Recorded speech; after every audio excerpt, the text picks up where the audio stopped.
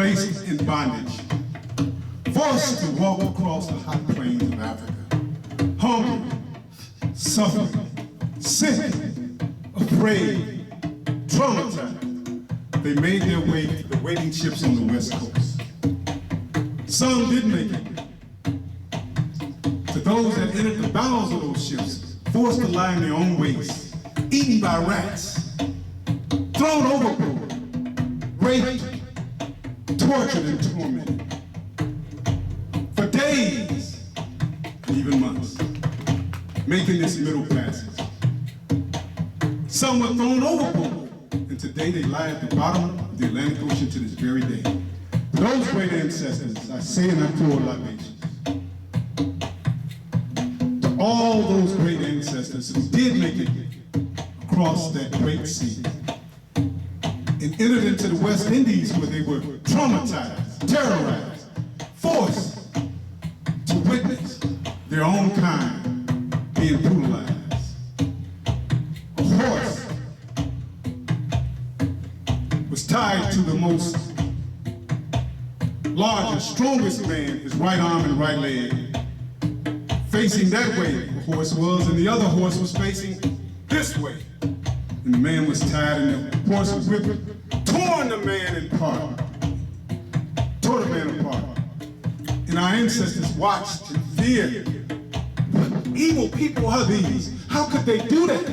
They would take a woman, fully pregnant, about to give birth, strip her naked, tie her upside down by her ankles on one of the trees, take a huge machete and slit her belly in two, open, let the full developed child fall to the earth. And then these evil people would go stomp the baby's head into the ground, smash it.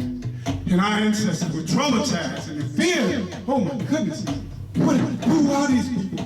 What are they gonna do to me? They whipped us, burned us in hot boiling oil,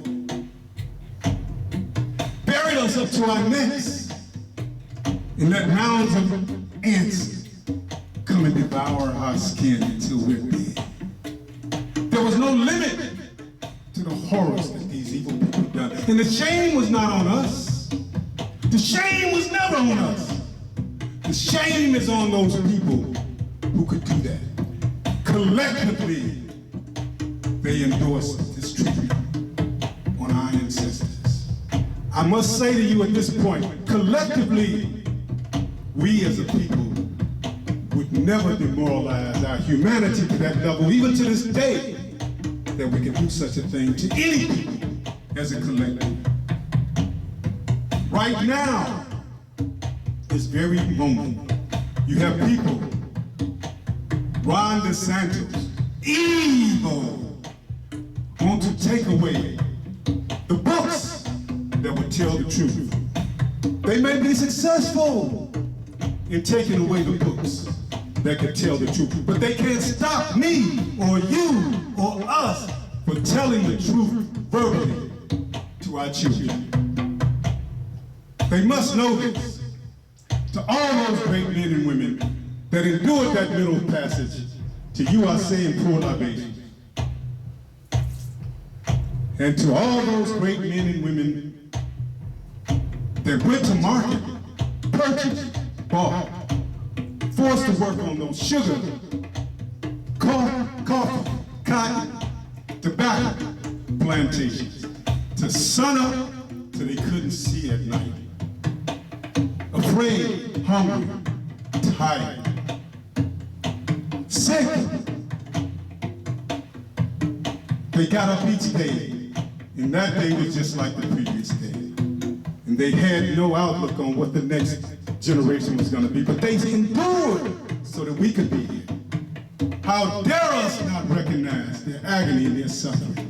How dare us forget them and say that was in the past, and that's not. How dare someone else to tell us that was back then?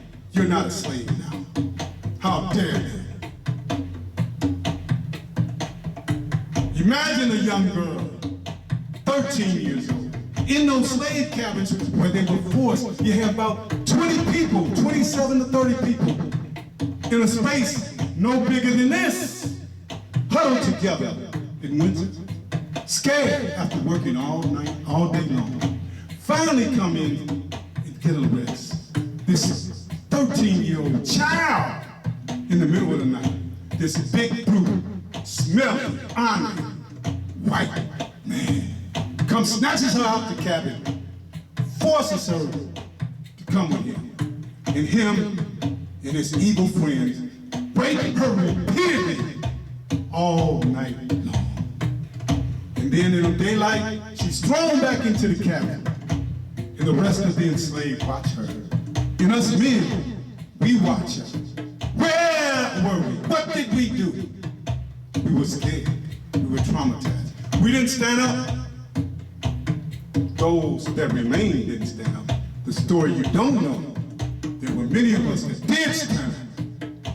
We did go to protect our women. But those stories you won't hear.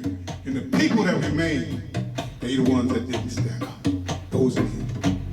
And this young girl has to go back in the field and work that entire day. Let us not forget that happened to those men and women who endured that horrible fate. To you I say, in your honor today, Kwanzaa, Ujima, I pour libations. There were whole industries that grew up, and their goal was to put as much pain and suffering on the black man and woman and child that they could. Industries profited from developing machines and tools that could inflict pain on our ancestors. To all those great men and women who fought for our total liberation so that we could return to our way of life, the highest level of humanity and spirituality. To Denmark Bessie, Nat Turner, Dessalines, Booker,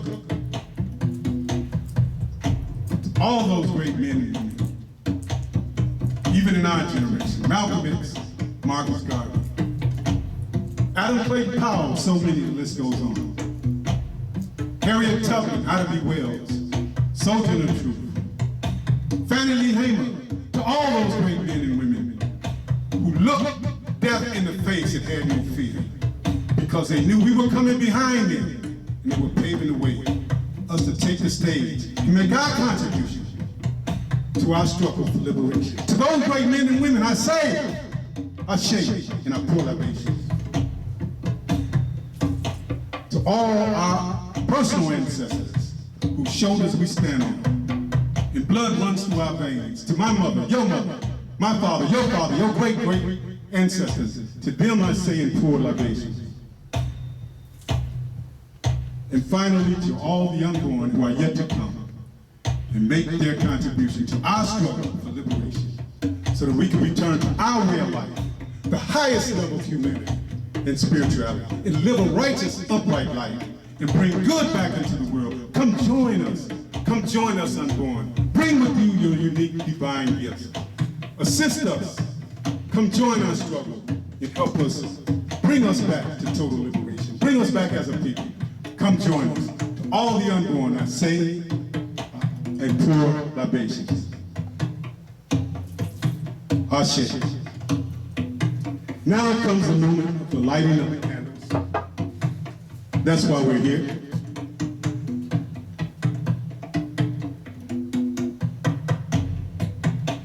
The first candle, the black candle, Emoji. That was the first day of Kwanzaa.